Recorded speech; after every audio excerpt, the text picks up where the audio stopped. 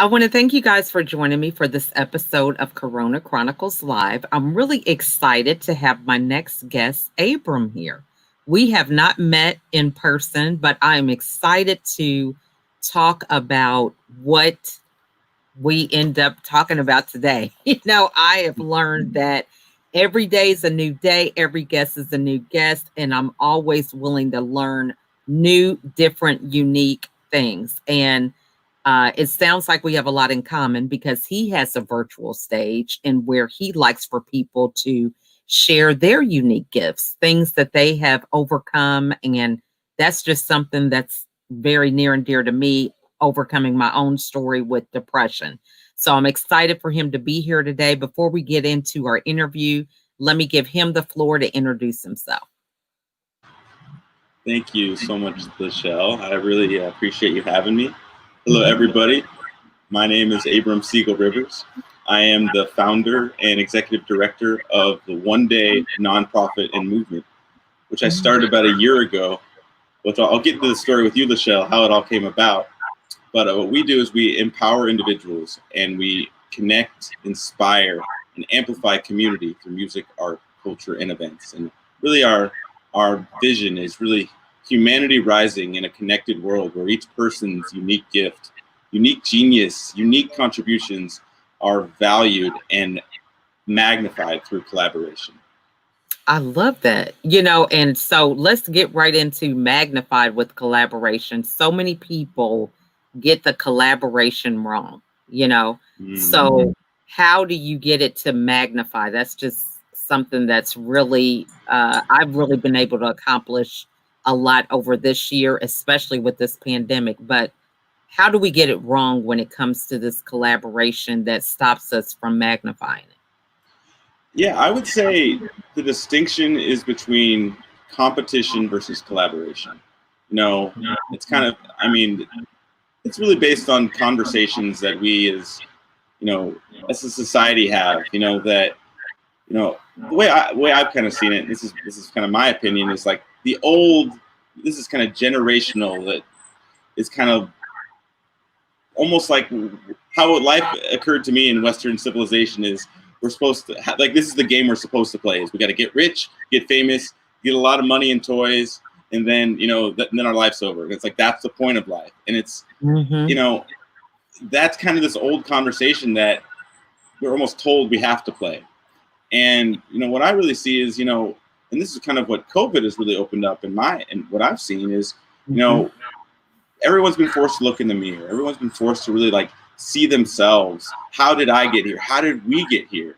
And what's really opening up is people are seeing what's important to them, what they value, what the lives and the world they leave their children and their grandchildren. And and that's really where collaboration comes in, when we actually see the world as something that how we treat each other is really how we're treating ourselves, how we're treating our families, how we're treating our communities. And it's really it's this mirror that we're kind of, COVID is kind of forced to look in, that we can actually see when on one hand, when my neighbor's sick or when I'm sick, my neighbor can be sick, or if my neighbor's sick, I can be sick. But the opposite's also true. When my neighbor and their family are healthy and safe, so am I, and so is my family. And it's really we all have unique things that innately inspire us, and things that move us, and things that bring out our passion. And when we are actually standing in ourselves, for a purpose greater than ourselves, there's something that opens up. Collaboration is actually, whether you're spiritual or not, whether you're, every spiritual distinction or even secular, organization has some version of the golden rule. Love your neighbor as yourself. Do unto others how you want to be treated. And I think it's ultimately, the first part. To show up in collaboration, first you have to know yourself. You have to show up to yourself. And when every human has the basic needs. We all need food. We need shelter. We all have this innate need to love and be loved. But once those needs are met, once we have our basic needs met, then we have the ability to show up in collaboration. Then we can contribute our gifts to something that's greater than ourselves. And so it's really, collaboration is really an opportunity for us to all show up for ourselves and for each other, and it's like really loving our neighbor is actually loving ourselves. And that's really what I've really come to discover. That's great. And, and I think so many people get this wrong. I was on the other side for a long time. I struggled with depression for 13 years. And to get to the point to where now, you know what you see in the mirror. What do you think gets in the way of people having the mindset? Because it's all a greater good, once you get to that point of knowing yourself. But what do you think interferes with someone not knowing themselves? That's a great question. And I feel like there's a couple parts of that for me, but my own experience, my undistinguished, awareness of who I am, before I started this whole nonprofit thing, before I was in this space, I've been a career musician for about 14 years, and I've toured the United States more times than I could count. I've toured Europe with my band. And, as much as I was, having amazing experiences doing what I loved and playing all over the world, there was still this deep down uncertainty or existential inquiry, as I called it. Who am I? Why am I? Why bother? Like, why I'm playing music? Why am I playing music? I'm not just doing this to make a living, to be affirmed that people like me, to get enough. It's like there's something bigger. And, for me, in my own experience, discovering who I was and who I am and who I've always been came from discovering who I'm not. And it's like we all have, as humans, we all have these, we all have thoughts, we all have emotions, we all have fears. And, a lot of my life, I've been motivated, or I should say, held back by what I was afraid of. Just to kind of step back even more, when I grew up, I didn't really feel like I fit in. I didn't really know where I was supposed to belong. On one hand, I was a quarter black, half Jewish Italian kid who was overweight. I was in school. I was bullied for being fat. I had a victim mentality about all of it. And as different as I felt, I still had this intrinsic, deep value for the gift that everybody had. Everybody is and has gifts that enrich us all. And we all, I've learned some of my biggest lessons from people who are different than me, people who I even disagree with. Like, I've learned some of my biggest growth came from people that had a different perspective, from a different circumstance than me. And for me, in that experience of feeling so different, like, the irony for me is the one thing that I was so afraid to share what was that passion that I had for peace, for inclusivity, for unity through diversity. I wouldn't even talk to anybody about it. I wouldn't be honest with myself about it. Even though I was innately moved and inspired by it, I was afraid to share it with other people because I thought maybe they'll think I'm a crazy hippie that just wants everyone to hold hands and sing Kumbaya. And while that sounds great, but that's an oversimplification of what I'm about. I was afraid of what people would think of me. So I didn't want to share myself. I didn't want to share what I was passionate about and what moved and inspired me. So, so to answer your question, like, we all have who we are innately, and we all have the things that move and inspire us, that, call us into action in whatever we pursue in our career, our vocation, or just with our time. But I feel like when we discover there's something bigger than what we see the world to be through the scope of the mind. We want to think the world.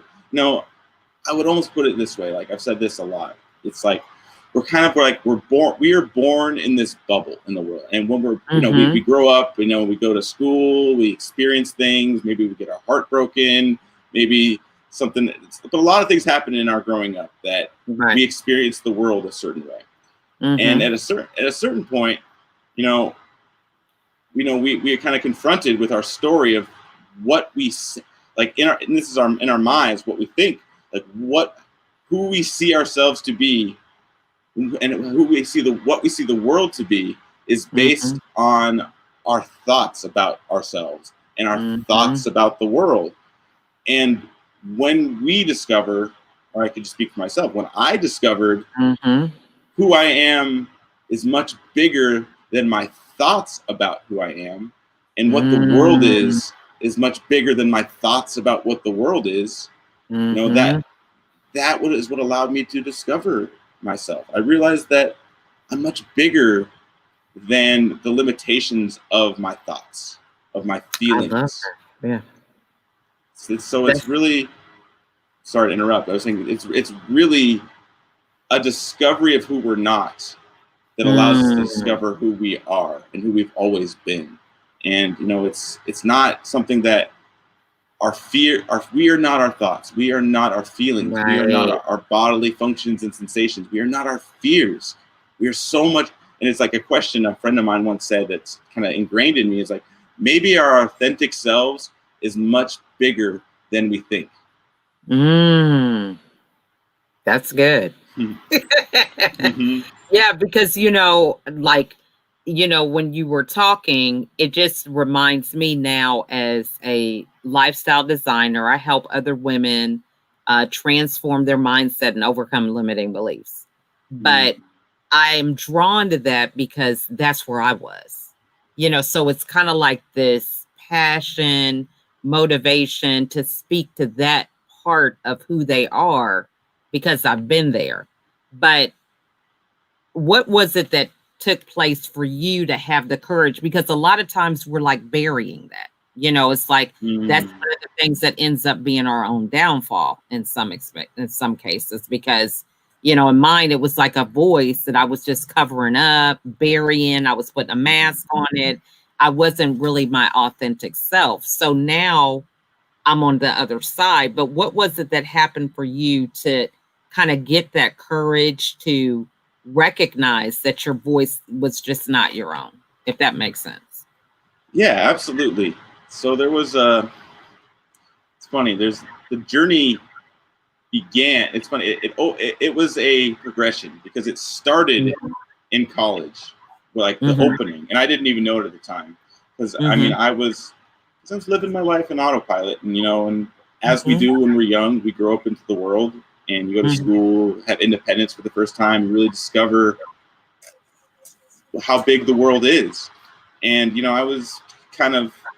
I graduated high school, I had this fresh start. People in college didn't know me as this kid that was a victim, this kid that was picked on, that was bullied, that had these worthiness questions that I didn't even want to admit to myself, let alone other people. But it was where it began. I'll tell you kind of where it began, where it opened up, and then kind of what really set me over the edge. But it started with a poem I read by Bob Dylan, and it was, and this is kind of something that art does for me in general, and partly why I created my nonprofit. But it was, the poem was called "Last Thoughts on Woody Guthrie," and it's by Bob Dylan. And what it really opened up for me was being willing to look. Like it was like the questions, because it was like Bob Dylan essentially, because I was not raised with a spiritual practice. Although my father is Jewish, I didn't go to synagogue. I mean, I didn't. My family was very basically let me to figure it out for myself. So I never had any spiritual practice. So I was really like, I didn't have any distinction spiritually other than just what I observed other people doing. So I was always very curious. And when you're in college, you're just figuring out the world and yourself for the first time. And I remember reading this poem, And it kind of rocked my world because on one hand, the questions that Bob Dylan was asking were like pointing me to something that made me even more curious to find. It's like, it made me like, on one hand, I didn't know words could make me feel this way. I was like, it's invoking these feelings that I didn't even know I could have. And two, it was opening up this, there's something way bigger at play that I can't understand. And from my limited perspective of the universe, I have so little understanding that I couldn't, there's something that to be discovered here. So it was like, I was willing to look after I read that poem. And what it really showed me is, you know, if, and I'll come full circle with this, but if Bob Dylan had written a song or a poem that said, you need to find yourself, you need to find God, I never would have found myself. I never would have found God. It was the questions that he asked that made me willing to look. It's like, maybe there's something way bigger at play that I can't even comprehend, and I'm going to be open. So that was what made me willing to look and be open. So from that point on, going on in my life and started my band, I started my music career, and I was just seeing and exploring the world and discovering people, discovering just new cultures, new places. And it was like, but I was searching. I was like, I let go of my own authority that I alone know what truth is. You know, it's like a lot of people go around, and I mean, I think myself included, younger, it's like I know the truth, and it's like people own the truth rather than being owned by the truth. Yeah. And really, but I was open. So I was really like, it's like very much like Socrates, like all I know is that I don't know. So I'm willing to look and listen to people who are different than me, listen to the perspectives, even if it's just to listen. Even I don't have to agree. I don't have to even have an opinion, but I can be willing to listen and really listen, and just like with an open heart and open mind. And so I really was exploring. So throughout my career, I would just kind of try to hear I would always value hearing others' perspective, even if I didn't agree with them, even if I didn't know them to be anything. I want to know why I believe what I believe, and how can I be so sure about my beliefs are true if I don't, all I really know is that I don't know. Right. So it opened up this journey spiritually, which is something I wasn't born with or familiar with, other than just the freedom that my parents gave me to, like, you can figure this out on your own. We're not going to tell you what to believe or to do. So I ended up reading on the road. I think this is several years later. I ended up reading The Power of Now by Eckhart Tolle. Oh, okay. And that was like kind of the middle spot of my spiritual journey. So this Bob Dylan poem opened up the door for me. Then I read Eckhart Tolle, The Power of Now. I was like, okay, now I really know that I don't know. And there's something way bigger at play that I have no idea, but I'm willing to look. And so like, that was actually the first time I actually intentionally, was open to spirituality as like, so I think there's something here that I have no familiarity with, but I want to be open and listen and learn. So Eckhart Tolle really opened me to like discover even further, but now I was being intentional about it. So I was really seeking spiritual practice and just learning. I was reading, throughout the years, I was reading psychology, philosophy, religious studies, theology, and eventually like kind of accelerated. And eventually I started reading scripture for the first time. It's like, a lot of people have a lot of opinions about this, and I've never actually read it. So I'm like, I want to start reading this. I want to know what people are fighting about. I want to know, I don't know what my opinion is. So again, it was just, I was open to listen and learn and discover. And I mean, eventually that led me to, I was going to churches just to listen again. I didn't have a belief. I was just going to listen, and I would start meeting new people from different cultures, and I would just listen. And so where the story all leads to, it really accelerated in my journey, where I was just I just like kind of opened up my brain. I was like, I want to hear it all. I want to hear every opinion, especially the ones I disagree with. And where that led me to was basically to this place where I was just open to really seeing my blind spots, because it led to this point where, it's like, spiritually speaking, suffering is like, it's like an air conditioner in the background. A lot of us are suffering in our lives. We can't hear it. We don't see it because we're so used to it. It's something that's always there. And I wasn't happy, or I wasn't always happy or satisfied or fulfilled. And not until I was willing, but I knew something was in my way. I knew I had power to do something about it, but I really couldn't figure out what it was that, like, what's there? There's something that's in my blind spot. There's something that even if I look behind me, I can't see it. There's something in my way. And it was really this willingness and openness that allowed me to look, first of all, but it allowed me to be humble to say, I don't know, so I'm willing to listen. And so, yeah. That, I mean, I think that's wonderful because, right now there's so many people, because of this pandemic, that the noise has been quieted for them for whatever reason. They don't have to go back and forth to work. They don't have to be dealing with some of the distractions that we have had in the past because of the way that we have modified living temporarily. So for somebody who is in that space where, they are beginning to open up and be curious, what advice would you give them? Because, we can talk about listening to other people's opinions and philosophies, but I just noticed for myself, I came from a very academic background where it was a high achiever. You had to do things right or wrong. So when you have that kind of frame of mind, when somebody says something, it's like, I don't agree with that. That's not right. And so we don't really listen.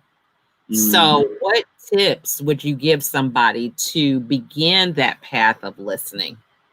Yeah, that's a great question. So there's a couple parts of that. I mean, one thing I would say, is really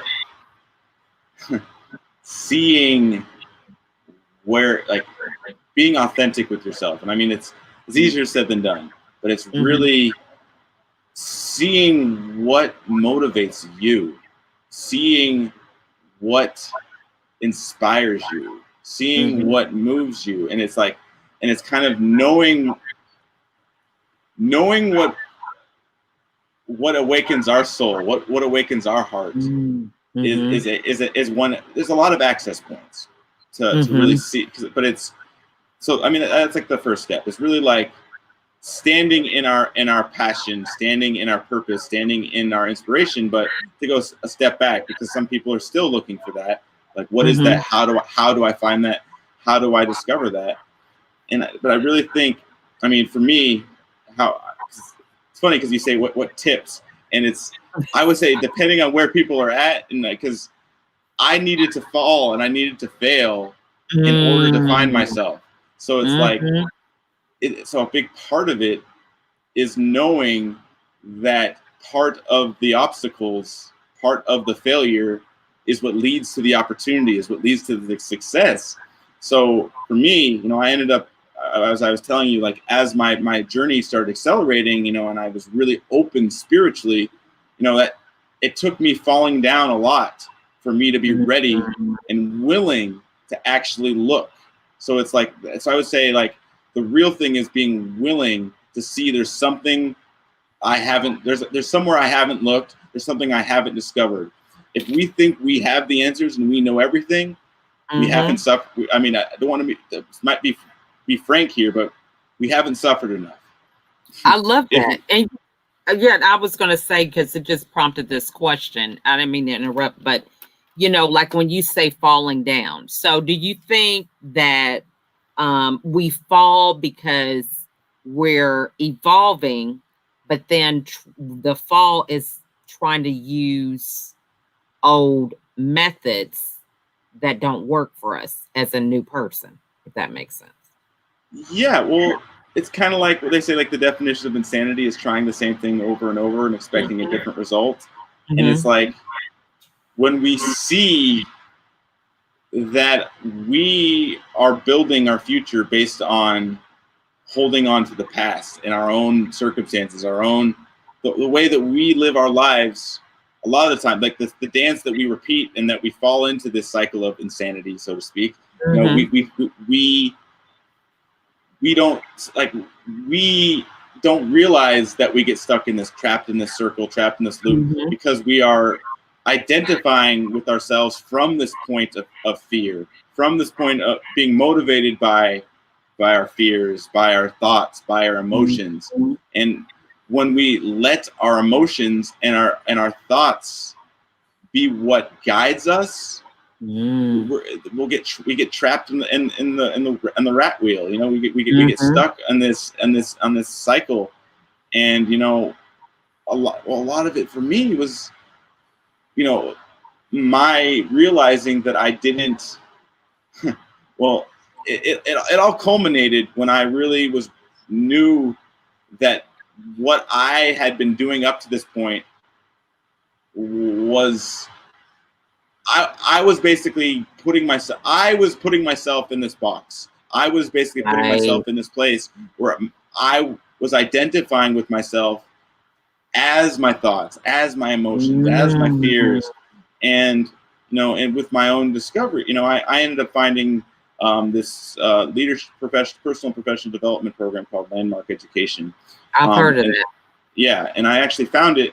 I was already at this point where I was searching, like, really vigorously. Like I was looking for truth, like it was something you could find in a book. Like I was like, where? Like I was reading everything, I was studying, watching lectures, but I was at this point where, like, I don't know, but I want to discover it. I was really seeking to discover, what is it that I'm missing? What is it that I don't see? There's something outside of what I know already that I can't see, and I can't distinguish, and I can't discover. So I ended up finding this Landmark Education at the perfect time, when I was already looking. And how their whole process works is basically, it's all about your blind spots. You know, like what we can discover about ourselves from what we don't know that we don't know, from the things that we can't see. There are blocks that we create in our story, like just things that have happened to me when I was picked on and bullied, the way I was treated, things that happened in my life when I was younger. I made them mean something, and I built this story that I'm not enough and the world is rejected. And the rest of my life, I collected evidence to prove that story to myself. To, like, I was collecting evidence to affirm the story that I made up when I was young without even knowing it. So we carry these lenses that, you know, something happens, you know, like a girl breaks your heart, or somebody, you know, laughs at you, or you raise your hand in school and you said the wrong thing, and all the kids laugh. Like, we made that mean something. It's like, oh, I don't want to share. I'm not going to share ever again, because that means people are going to make fun of me. That's going to mean I'll fail. And if I fail, people won't like. So it's like, so then we have this idea. It's like, okay, I'm never going to share again. So then we have this lens on. It's like, okay, now here's the world. I'm never going to share or talk about again. So it's like we put these layers on top of ourselves, in order to avoid what we call failure. And ultimately, those failures that we avoid are ultimately the things that, when we face, are what actually allow us to grow. And it's like, and that's like kind of flips on its head, because when our fears are not actually something that we run from, but they're actually something we use as a compass of what to face next in our growth, in what there is to learn about ourselves and what there is to learn about each other. Like, our fears are a tool for us to actually go beyond what's held us back, you know. And it's ultimately, you know, chaos is an opportunity for order. Fear is an opportunity to transcend with love. And it's like, everything that holds us back, every obstacle is ultimately an opportunity. And it's like that. It's really a powerful place to be when we see failure as a stepping stone to success. I love that. That's a great philosophy. So What do you do on a regular routine to kind of help you stay in this mindset? Because, right now we have a lot of people who, they have gloom and doom because of the pandemic, or, certain industries are changing, and, nobody has this certainty for what lies ahead. So you have to be in a different space, with all this going around. So what do you do to keep yourself grounded, so to speak? Yeah, well, absolutely. So there's several things that I do, and I mean aside from like the things you'd expect, like my own routine of like meditation, my own grounding of being present, but it's ultimately it is the practices I would say that I embody are just being present with myself, with my own feelings, it's like being insightfully straight with myself.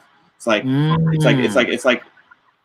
when I have fear, when I have anger, when I have resentment, it's like building up the muscles and the vocabulary emotionally, like, oh, there, it's like seeing the anger instead of being the anger. And this is where, I mean, if you're a creative type, this is a really powerful practice, and I'll share this with you. So it's like this is what art does, but anybody could do this, because we are all creators. We all create, and so it's like this. Whether your gift is music, whether it's the written word, whether it is whatever form of expression that you are called to do, whatever it may be, that is an opportunity for you to take whatever you're going through, whether it's it's heartbreak, whether it is a hard day at work, whether you're being mistreated by somebody, whether you're just having a bad day.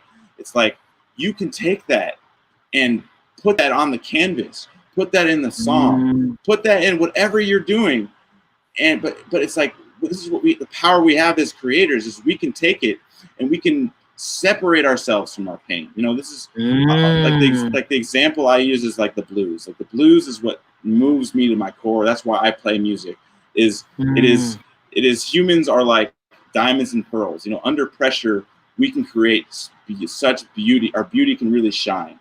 But it's like what's so fascinating about the blues is what I call a spiritual practice. It is taking our pain, putting it on the song, putting it in the canvas, and that way we can look at our pain. We can see it. Like, here it is. Like, here, like, my baby left me. Whatever you're singing about. But it's like, but it's like you can sing about something sad, but not be sad. You can be empowered. It's like when you can take your pain, whatever it is you're going through, and put it out there to look at it. You can spin it around. You can, like, here's what it looks like. From that moment, you can see your pain. You don't have to be your pain. You have pain. You have it, but you are not your pain. You have fears, but you are not your fears. You have thoughts, but you are not your thoughts. And you have emotions. You are not your emotions. That is a good, profound word. So I hope everybody was listening and taking notes with that, because, how often, I tell people, that's like me saying, we get so engaged with our pain to where it makes us do crazy things, So let's say I'm driving, I have a flat tire. And so then I go immediately to, I'm just not a good driver. I don't know anything. I'm stupid. I'm giving away my car, and I'm just not going to drive anymore. I mean, it turns into such a personal experience from a flat tire, that many people they overcome, and it's really not that big of a deal. But when you're able to see it and disengage from it, that's just powerful. Yeah, what you're saying reminds me of, so another thing I would say, and this comes from just, it's all being present and being aware, but the practice I would say is really listening to our words that we use, and not only with others, but with ourselves.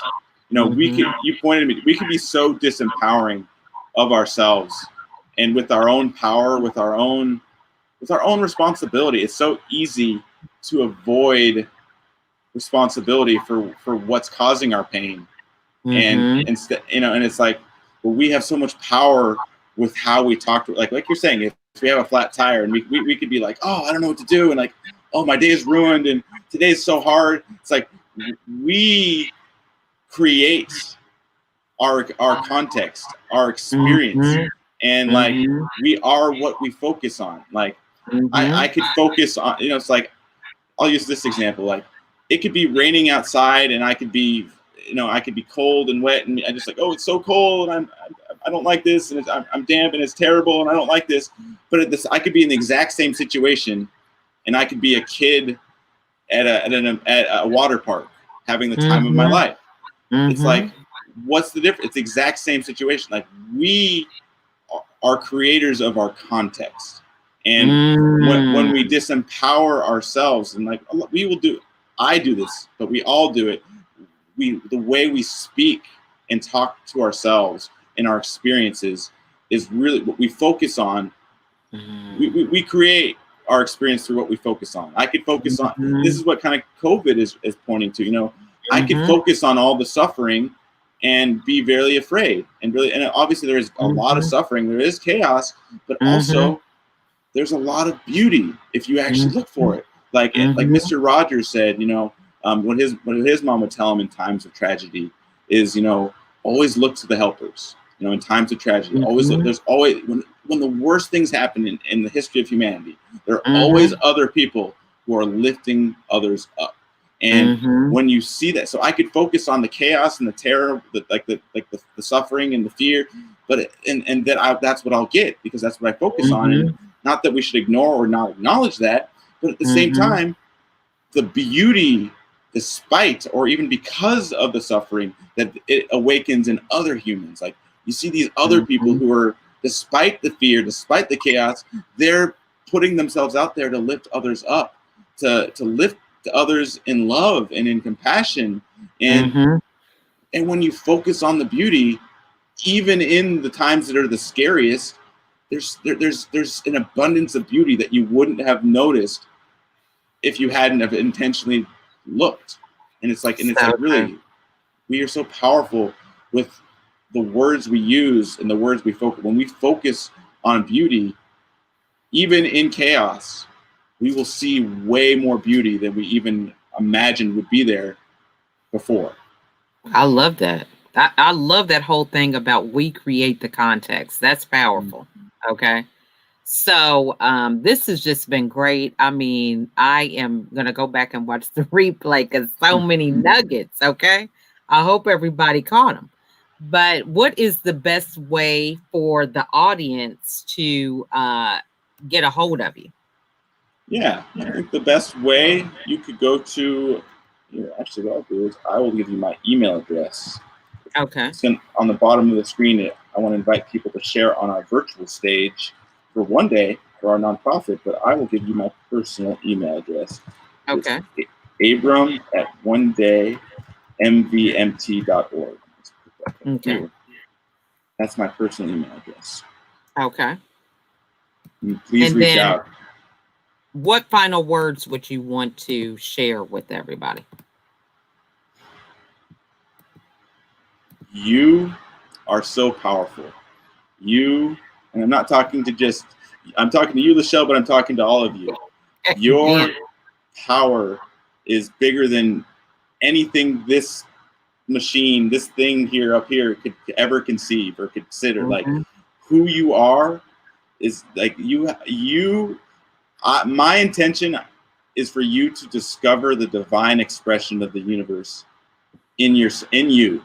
And when you discover the power that you have, you will see how much you can cause in this world, how powerful you can be, how much your gift, your unique experience enriches us all. And even if you're having the hardest day, you're having the hardest circumstances, your difficulties, and you're sharing about it and you're overcoming your traumas and your tribulations and your fears, and you're sharing about it, is what allows us to overcome our fears and our trials and our tribulations. And I would just say, your power is infinite.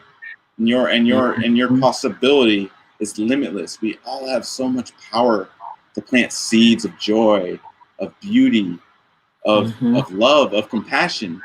And this is where, back to bring it full circle with collaboration. We all have the power as a community to water these seeds that we all plant, to give sun to these seeds that we all plant.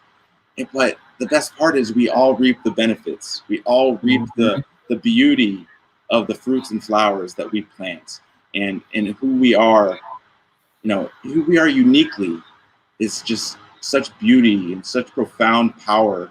There's if you ever feel, like you don't see it, you forget who you are, you forget your own power, just realize this isn't who you are.